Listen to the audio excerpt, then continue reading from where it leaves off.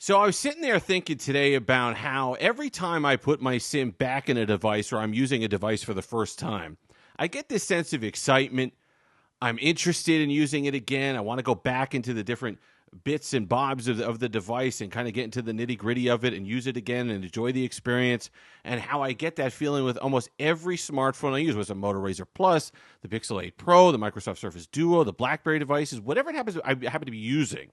There's always something about it that excites me about putting my SIM back into it, with the exception of the Galaxy Ultra range.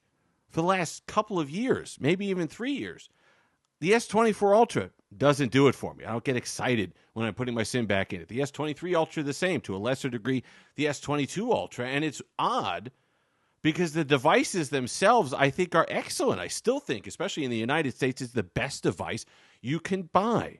So why don't I get that feeling of excitement? I love everything about this. I love the build quality. I love the software. I love the stability. I love the experience, the power, the smoothness, all the rest of it. And then I thought for a second, why might that be?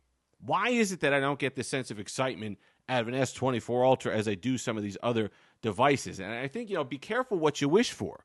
I really think that consumers and reviewers alike, we created this monster of the boring Samsung.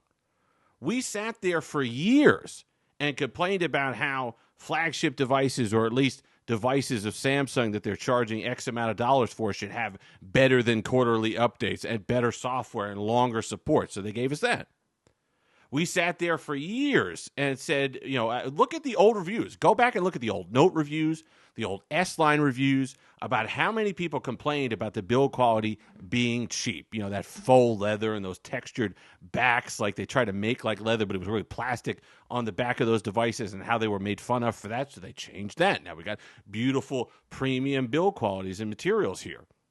They used to do things like the S6 Edge, and they were called gimmicky for that, having that on the side of it and all the rest of it. We wanted an iOS competitor. We wanted somebody on the Android side, and we thought it was going to be Google, to step up and give us a reliable, stable experience that could rival iOS, and they did that. But, I read this paper a long time ago. It was like, to defeat an enemy, you have to kind of, in some way, become the enemy. So in order to give us all of those things, when you add them up, what do you really have? What does that remind you of?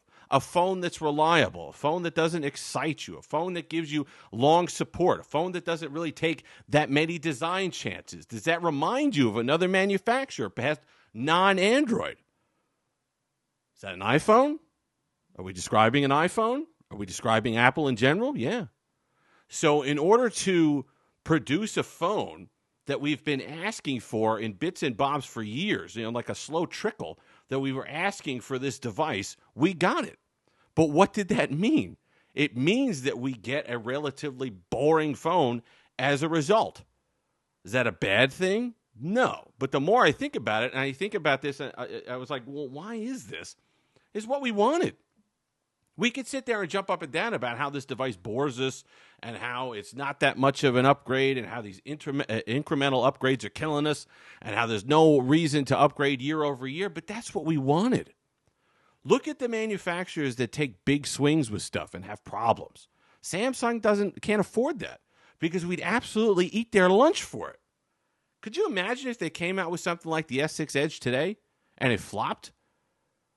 The Note 7 left a lasting scar on this company. Somebody said at the end of it, it's like, enough is enough. We're going to give you the slowest charging we could get away with. 45 watts is like pulling teeth. 25 watts is the norm on all these devices when the competitors were up 80, 100 watts without breaking a sweat. They said, we're not risking anything with battery anymore. We're giving you the battery level we can control and the charging speed that we're comfortable with. Safe down the middle of the runway. But that's what we wanted because we ate Samsung's lunch for so many years. And like other manufacturers who didn't pick up the mantle and roll with it, Google didn't give us that reliable experience that we were looking for, and they were changing hardware every 5 minutes. LG skipped town. Sony's too expensive. It doesn't give us a... Motorola was lost in the woods for a while. Everybody else went off or ignored what the consumers were asking for. Samsung was the one that stuck around and said, you know what? Okay, we're going to read these reviews. What are people complaining about? We're going to fix them over time. This is what you get. A device that is excellent, a device that does everything that you want, a device that leaves very little to complain about, that's expensive, perhaps overly so, but it's boring. It doesn't inspire anything. It doesn't get you get the juices flowing. It does nothing for you when you pick it up. The same exact feeling I get when I pick up my iPhone in the morning. So while it's a shame, and we all think that Samsung should be taking bigger swings on these designs, we also ask for it. So I don't know. I don't know what the solution is there for them.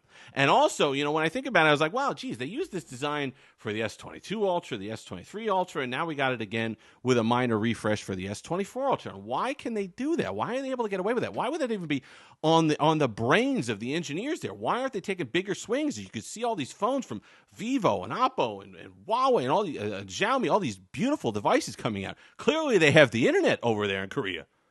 The Samsung executives could have Instagram. They could go on there and see some of these designs. Why do they ignore that? Because they know a big portion of the audience in the United States doesn't care. And the thing is, they don't have to be exciting every single year. They have to be exciting or different enough every 3 years. And it used to be every 2. And I was thinking about, what changed? Why would that refresh cycle change? Because the contract cycle in the United States changed.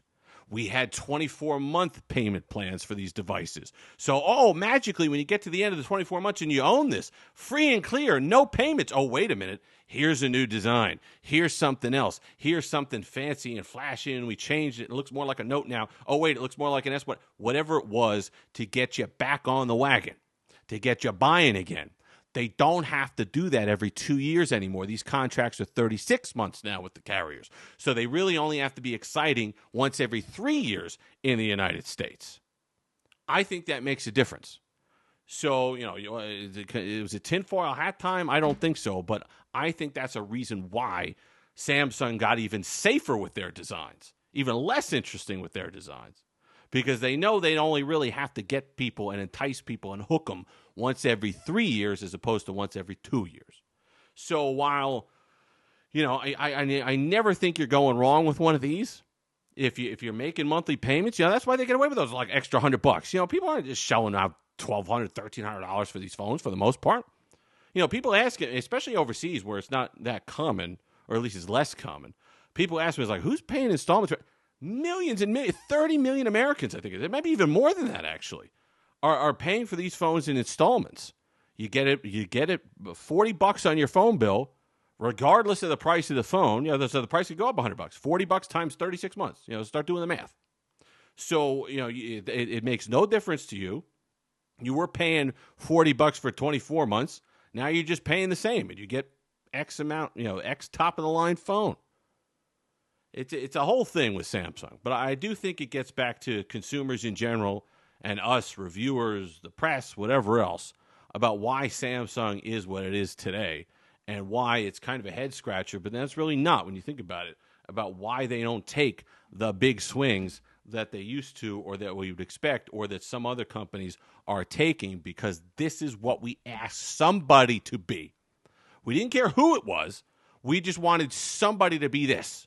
So it's like Jack Nicholson, you need me on that wall, you want me on that wall, A Few Good Men or whatever. Somebody had to do it on the Android side. Samsung did it. They take the lumps. Nobody's going to cry for them because they make a ton of money in the meantime.